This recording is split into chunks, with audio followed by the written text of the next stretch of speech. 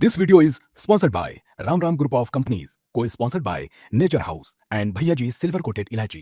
दोस्तों, हमारे देश में साधु संतों का बड़ा सम्मान है और होना भी चाहिए, लेकिन कई ऐसे साधु संत भी हैं जो वेश तो उनका साधु संतों वाला होता है, लेकिन वो राजनीति करने से बाज नहीं आते। मैं उन साधु संतों की बात नहीं कर रहा हूं, मैं बात कर रहा हूं प्रेमानंद महाराज जैसे संतों की, जो संत हैं और अविवादित हैं। वो कोई ऐसा बयान या कोई ऐसी सलाह या नसीहत नहीं देते जिससे वो अपना पॉलिटिकल करियर चमकाने की कोशिश करें। ऐसे में प्रेमानंद महाराज की मुलाकात उत्तर प्रदेश के डिप्टी सीएम ब्रजेश पाठक से होती है।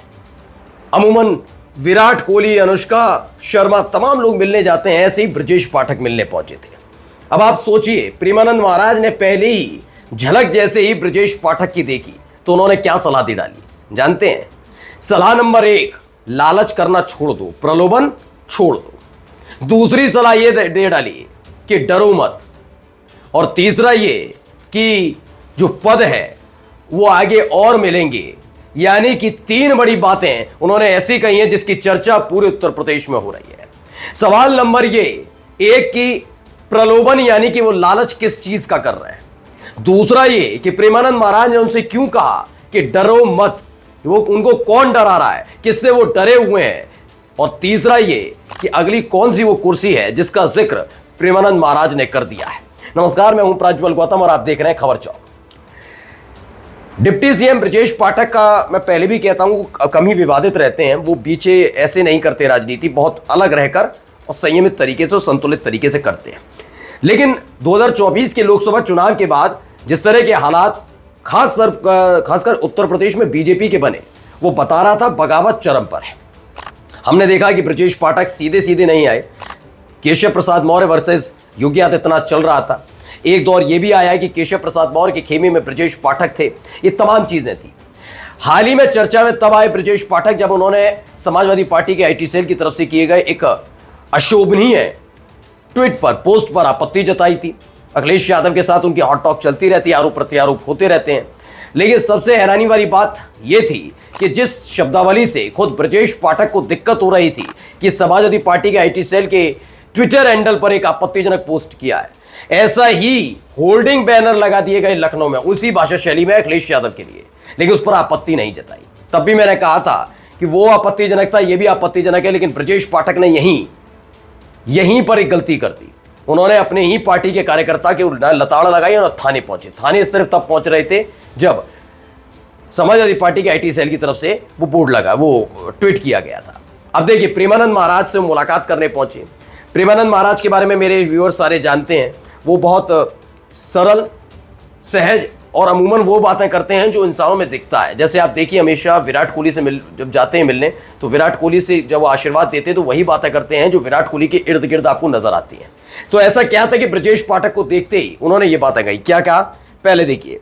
हिंदुस्तान की खबर है, न डरना न लालच करना, आगे और पद है। डिप्टी सीएम ब्रजेश पाठक से बोले प्रेमानंद महाराज। दरअसल पहले तो मैं आ जाता हूं डरने की वाली बात पर। यह डर किससे है? क्या योगी आदित्यनाथ से किसी तरह का डर है? मैं इसलिए कह रहा हूं क्योंकि बीजेपी के अंदर खाने जो बगावत चल रही है उसका जिक्र मैंने पहले भी किया। दरअसल ब्रजेश पाठक इस वक्त क्यों फंसे हुए हैं, समझिए। हुआ यह है कि ब्रजेश पाठक को जिम्मेदारी दी गई थी एक ब्राह्मण नेता होने के नाते बीजेपी से ब्राह्मण नेताओं को, समर्थकों को और वोटर्स को जोड़ने की। लेकिन हाल ही में खास तौर पर पूर्वांचल में देखने को मिला, जब हरिशंकर तिवारी के बेटे की गिरफ्तारी हुई, उसके बाद ब्राह्मणों ने बीजेपी के खिलाफ मोर्चा खोल दिया। ब्रजेश पाठक पर जिम्मेदारी थी कि इस कार्रवाई के बावजूद भी ब्राह्मण वोटर्स बीजेपी को न छोड़े। मैं ये नहीं कह रहा सबने छोड़ दिया, लेकिन भारी नुकसान हुआ है बीजेपी से। खासतौर पर ब्राह्मण वोटर्स नाराज चल रहे हैं। इससे पहले आपको याद होगा 2017 से 2022 तक doctor Dinesh Sharma deputy CM हुआ करते थे उत्तर प्रदेश के, याद है आपको? वहां पर भी उनकी जिम्मेदारी थी ब्राह्मण वोटर्स को मना कर रखना, बचा कर रखना और साथ रखना। लेकिन हो गया, उसमें नाकामयाब होते हुए नजर आए, इसीलिए आगे जिम्मेदारी ब्रजेश पाठक को दी गई। और यहीं पर ब्रजेश पाठक इस दौर में आकर फेल होते हुए नजर आ रहे। मेरी पुरानी वीडियो उठाकर देखिए, तब भी मैंने कहा था कि ये सारी चीजें हो रही है। अब क्या ये वो डर है कि कुर्सी जाने वाली है? क्या ये इस बात का डर है कि वाकई उनसे उनका अधिकार, उनका सम्मान, उनकी प्रतिष्ठा और वो जो जिस पद पर बैठे, जिसके पद के तहत उन्हें मिल रही है, वो छिनने वाली है? ये सवाल मैं इसलिए उठा रहा हूं क्योंकि पिछले कुछ दिनों से ब्रजेश पाठक को लेकर बीजेपी बहुत ज्यादा एक्टिव नजर नहीं आ रही। मैंने तब भी कहा कि अगर समाजवादी पार्टी आईटी सेल की तरफ से इतना आपत्तिजनक पोस्ट लिखा गया तो बीजेपी ने सड़क पर उतरकर आंदोलन क्यों नहीं किया सपा के खिलाफ, अखिलेश यादव के खिलाफ? क्यों केशव प्रसाद मौर्य और योगी आदित्यनाथ ने एक के बाद एक ट्वीट करके सोशल मीडिया के जरिए कह दीजिए, बयान देकर कर दीजिए, क्यों समाजवादी पार्टी और अखिलेश यादव की आलोचना नहीं की?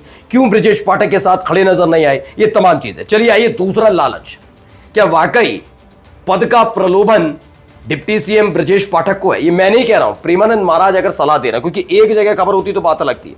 देखिए नवारा टाइम्स में मिला, किसी से डरना नहीं, ब्रजेश पाठक को प्रेमानंद महाराज ने दिए आशीर्वचन।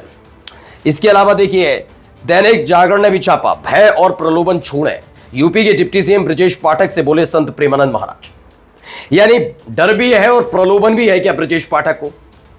क्योंकि प्रेमानंद महाराज के लिए मैंने कहा है ना, वो कभी ये देखकर नहीं कहते कि कौन क्या है, वो सबको एक समान देखते हैं। और उनको ब्रजेश पाठक को देखते ही जो मन में आया उन्होंने वही बोला कि भय और प्रलोभन छोड़ दो।